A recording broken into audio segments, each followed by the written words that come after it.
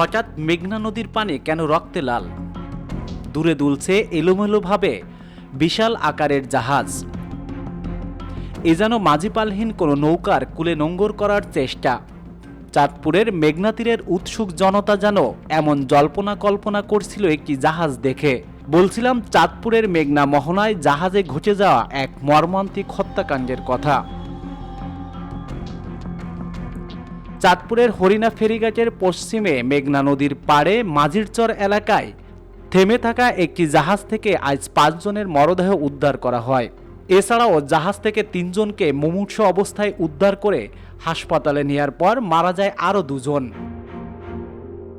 ওই জাহাজে থাকা মোট 8 জনের মধ্যে যে একজনের দেহে এখনও হার্টবিট চালু রয়েছে তার অবস্থাও আশঙ্কাজনক। চাঁদপুরে প্রাথমিক চিকিৎসা দেওয়ার পর দ্রুত পাঠানো হয় ঢাকায়।